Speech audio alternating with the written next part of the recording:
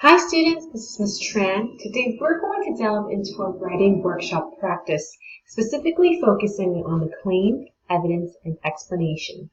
Now some of you guys may be wondering, this again, the CEE method? We've practiced it since 6th and 7th grade and we need to review it again for 8th grade?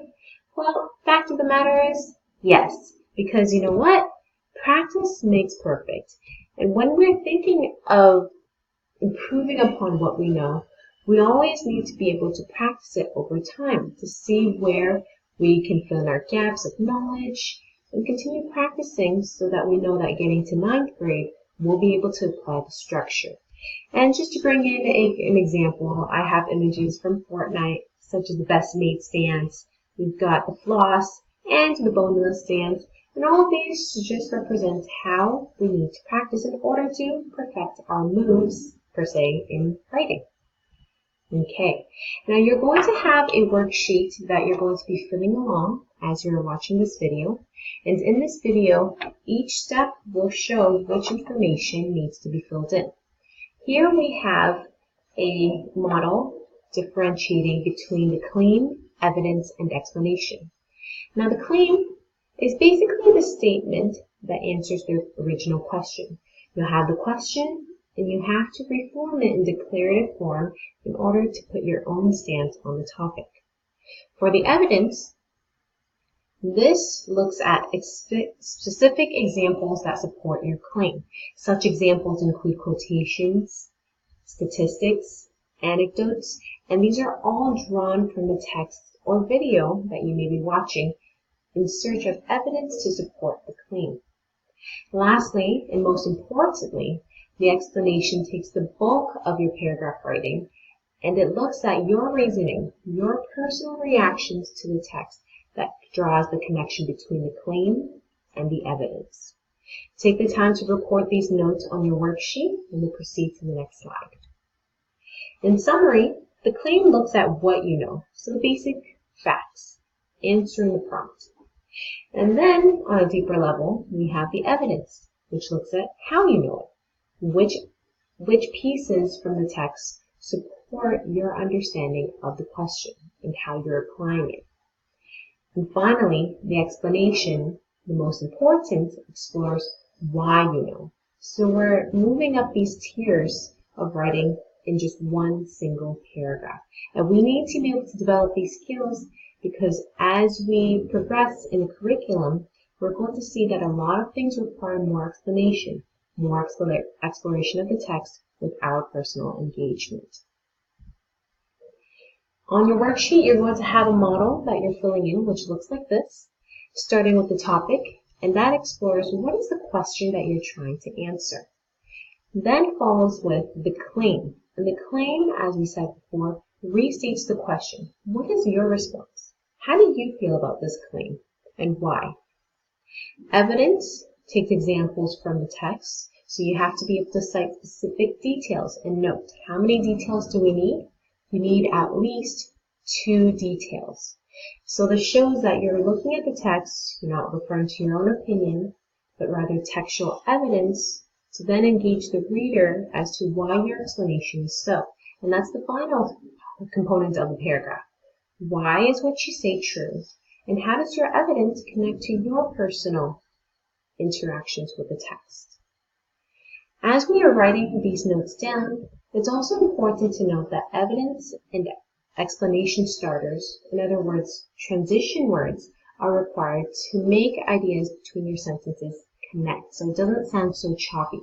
And some examples for evidence starters include, according to the text, the author states, for example, and this is shown when.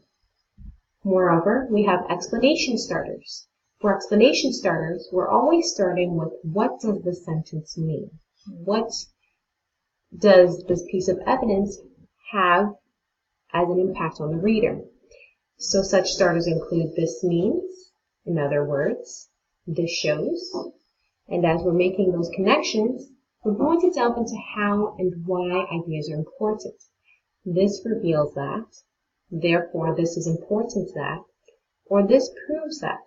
So for every piece of evidence, there should be at least 2 to 3 lines of commentary, which incorporates these sentence starters provided right here. There's an activity associated with the worksheet, and this explores the reading that we did in class. The vignette, My Name by Sandra Cisneros, looks at the importance of identity and history. So we have a character named Esperanza, and the question that I'm going to pose is, what is the significance of the character wanting to choose her own name? On your worksheet, you have this paragraph that you're going to pause the video for and read to yourself just to kind of get an idea of how the claim, evidence, and explanation are provided in the paragraph. And then what you have to do is the following. You're going to have 4 different colored highlighters or pens to highlight each component of this paragraph you have.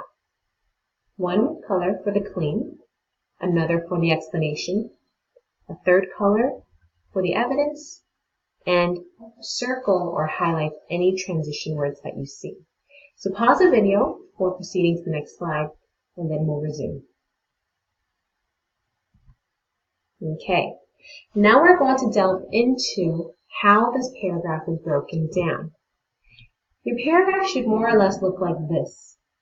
Notice that the first sentence represents the claim.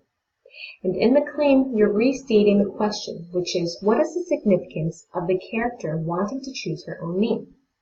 As stated, the significance of the character wanting to choose her own name reveals that she wants a different name to express her true self. So this is what stance you're taking on the topic. Here, this writer is stating that the reason why Esperanza wants to change her name or choose her own name is because she wants to express her true self.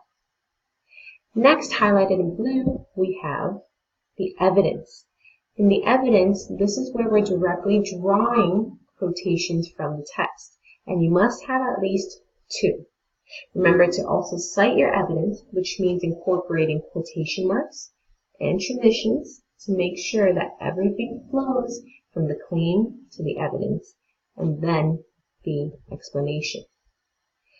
Looking at the color schemes of this paragraph, we can conclude that the explanation is the most important component because this integrates your exploration of the text. What is your opinion and why is it important to know this?